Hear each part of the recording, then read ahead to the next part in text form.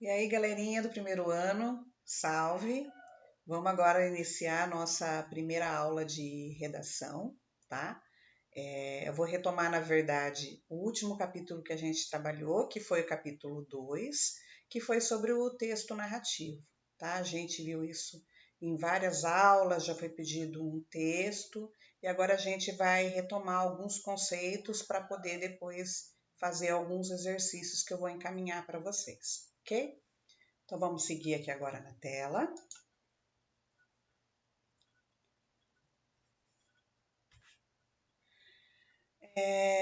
Bom, só para a gente relembrar aí, né? Na verdade, o texto narrativo a gente pode dizer que é um dos tipos, um não, né? O tipo textual mais antigo, né? Desde que o homem é homem, ele conta histórias, seja para passar os seus costumes, os seus valores, para passar ensinamentos, né, de uma geração para outra, e para contar essas histórias, a gente conta muito com esse elemento aqui, né? A imaginação.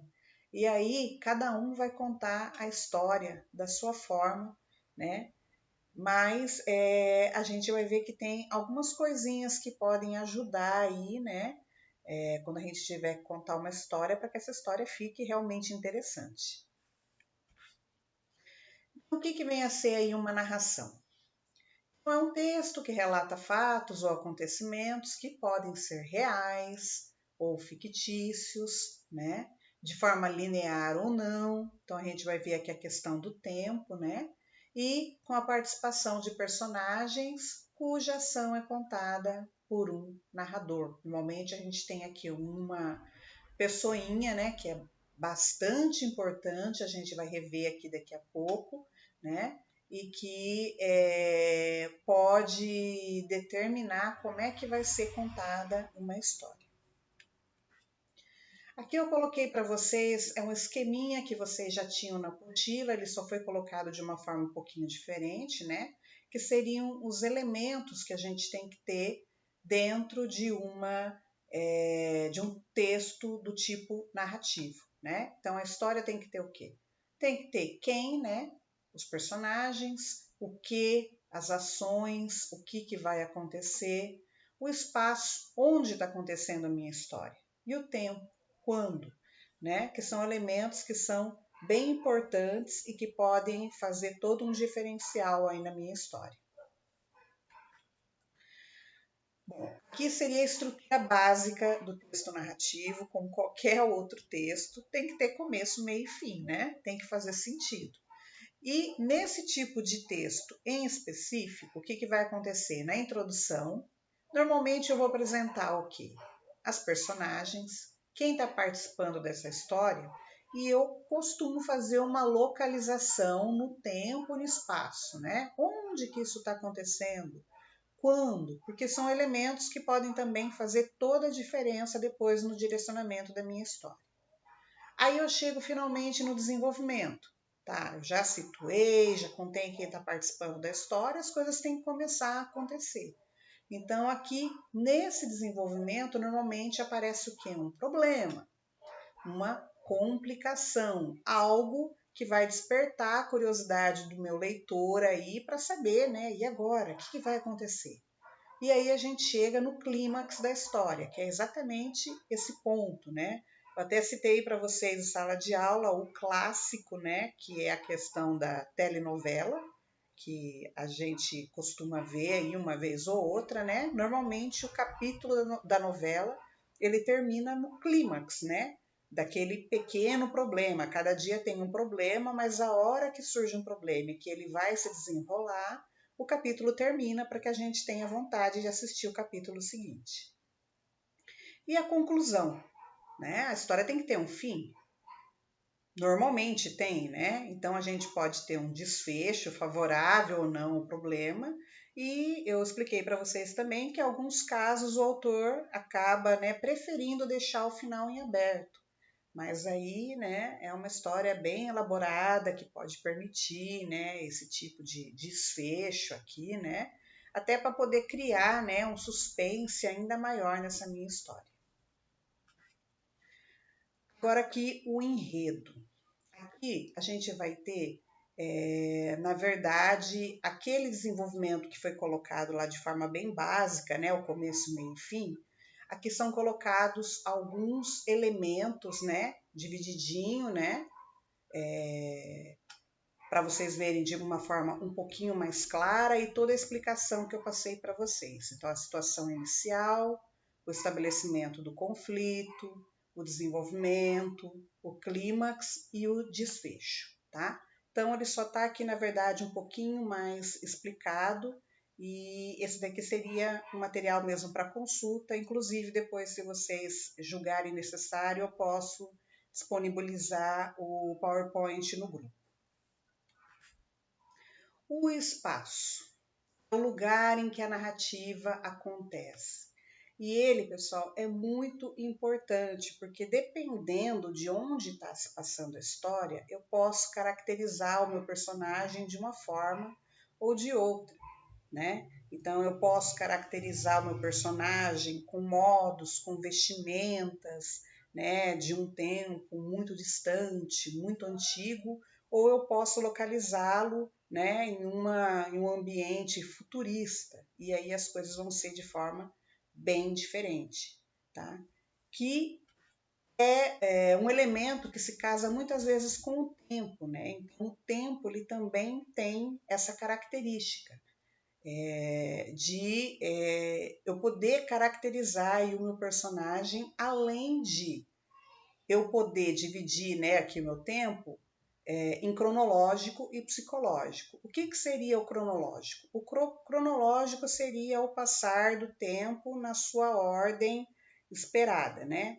Hoje, amanhã e depois, e o tempo vai seguindo.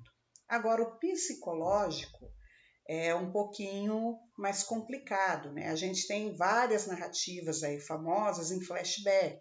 A pessoa está contando a história e de repente ela começa a se lembrar de fatos que aconteceram no passado. E aí o leitor começa a entender algumas coisas que estão acontecendo aí no presente, né? Ou muitas vezes o autor também ele pode optar por começar a história do fim para o começo. Então ele conta onde ele chegou, qual a situação que ele está, e aí durante a história ele vai te dando elementos, né, no tempo, situando sempre o leitor no tempo para que ele entenda como que ele chegou ali. Agora aqui, pessoal, a gente chega finalmente na questão do foco narrativo. E aqui eu queria que vocês se lembrassem daquela aula que a gente usou muito, a festa da Duda. Lembra, Duda, que você contou um pouquinho pra gente? E aí eu fui usando exemplos, lembra da festinha dela, para mostrar como que o foco narrativo é importante para poder contar essa história. Porque dependendo do foco narrativo, como o narrador vai se posicionar com relação a essa história, a gente pode ter o quê? A gente pode ter uma visão diferente daquela história, tá? A gente pode ter um narrador em primeira pessoa, em terceira pessoa, mas mesmo assim, dentro dessa primeira pessoa ou terceira pessoa, dependendo da forma como ele resolve se posicionar, eu vou ter um efeito ou outro na minha história. Como é que funciona isso? Eu comecei aqui com vocês com a narração em terceira pessoa. E eu comecei com aquele que deixou, né, até algumas pessoas da sala preocupadas, né? Mas enfim, que é o narrador onisciente. Eu achei essa figura aqui, gente, bem legal para vocês lembrarem depois, né? O narrador onisciente, ele tá aqui em cima, ó, tá vendo? E ele tá vendo tudo o que está acontecendo com os personagens. Então, por isso que a gente costuma dizer, né, que ele é aqui é o narrador onisciente intruso, né? Ele tem um ponto de vista divino. Por quê? Porque é como se ele fosse Deus realmente. Ele está vendo tudo, ele sabe o que vai acontecer, ele sabe o que aconteceu, ele sabe o que os personagens estão pensando, o que eles estão sentindo, ele sabe dizer, na verdade, como que um personagem reagiu quando o outro contou uma mentira para ele, por exemplo. Ele pode ter alienação, né, ter deixado transparecer que que entendeu ou que aceitou o que foi contado, mas depois nos pensamentos contar para a gente que não é nada daquilo, que ele na verdade não gostou, ou que ele sabe que a pessoa está mentindo. Então tudo isso só é possível porque esse narrador aqui, ó, onisciente e que sabe de tudo, né, o intruso, ele é realmente como se fosse um Deus, ele pode fazer o que ele quiser aí nessa história.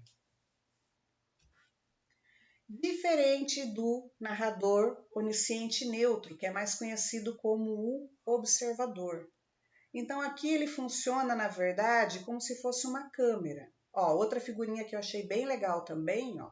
Tá vendo? Aqui a gente tem o nosso narrador observador e ele pode ver um personagem, ó, só o que ele está fazendo, e ele pode ter, na verdade, acesso a apenas um dos personagens aqui, tá? Ele pode, por exemplo, filtrar aquela história a partir de um dos personagens, que foi, por exemplo, o caso que eu dei para vocês do curta, né, do Fist, em que a gente tinha a visão de toda aquela história a partir do cachorrinho, tá? Então ele está ali narrando em terceira pessoa, mas o que a gente acaba vendo é só o que o cachorrinho quer mostrar para a gente. E os narradores em primeira pessoa? Aqui a gente vai ter dois tipos. A gente vai ter o narrador testemunha e o protagonista. Qual seria a diferença entre eles? Na verdade, a principal diferença é a importância desse personagem. Então, no narrador testemunha, ele não é um personagem principal, tá? É um personagem secundário que está ali vendo a história e ele tem um ponto de vista que é restrito, é limitado, tá? Ele é realmente só um testemunho do que está acontecendo ali, dos fatos e das ações, mas ele serve para tornar a história verossímil. Esse tipo de narrador testemunha aqui, ele é muito comum em histórias de detetive, né? Em que a gente tem algo, algum mistério que está se desenrolando, e aí tem um personagem que conta, mas como ele sabe só uma parte, né, dos acontecimentos, ele consegue criar todo um clima de mistério para o leitor que está, né, acompanhando a história ali. Agora, o narrador protagonista, como o próprio nome já diz, é o personagem principal, é um personagem importante. Só que, como a história é contada a partir do ponto de vista dele, a gente tem uma narrativa subjetiva, tá? E aí o que acontece? Um caso clássico, né, desse tipo de narrador aqui é o Dom Casmurro, né? É um livro que é bastante conhecido e a história ali é toda contada através da visão do Bentinho. E aí o que acaba acontecendo? Ele articula as informações do jeito que lhe convém. Ou seja, ele leva, né, o leitor a pensar no primeiro momento que realmente a Capitu traiu. E aí há várias controvérsias, cada um analisa de uma forma, mas como a gente só tem o ponto de vista dele e ele mostra o que ele quer mostrar, né? O ponto de vista dele é subjetivo, então ele tenta, né, convencer o leitor do que ele quer. O último narrador aqui é o narrador onisciente múltiplo. E esse daqui é um narrador assim bem complexo, que na verdade vocês vão ver nos livros, né, na literatura.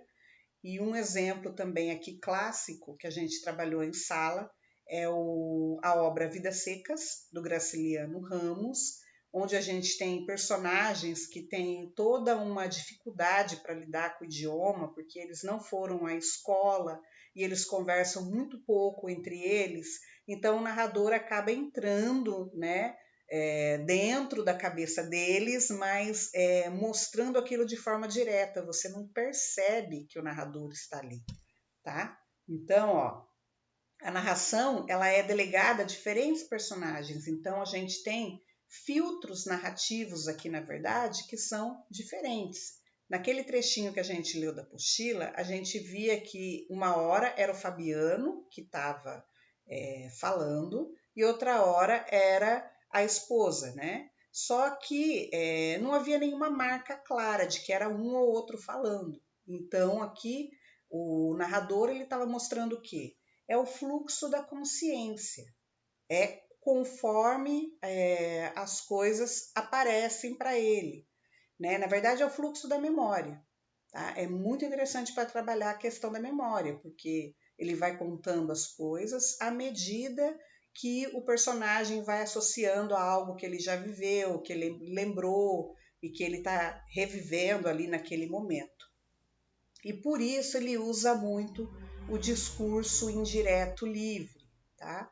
Nessa parte aqui também eu fiz uma revisão com vocês no final dessa aula, e eu coloquei 2 exemplos, né? Coloquei o exemplo ali de discurso direto, de indireto e o indireto livre. Usei a festa da Dudinha de novo, né, Dudinha? E se vocês tiverem alguma dúvida, olhem aquele exemplo, porque eu acho que ele é bem claro e eu não vou repeti-lo aqui novamente, já que a gente já trabalhou dessa forma, ok? Então, nós encerramos aí essa nossa primeira aula de redação e eu queria que vocês ficassem aí atentos ao grupo, porque eu vou encaminhar uma atividade para vocês, né? Para nota, nós estamos só com uma redação aí no primeiro bimestre, mas eu vou aguardar, né? Vocês terem acesso aí ao vídeo da escola para eu poder marcar datas e combinar tudo direitinho com vocês, tá bom? Então é isso, até a próxima.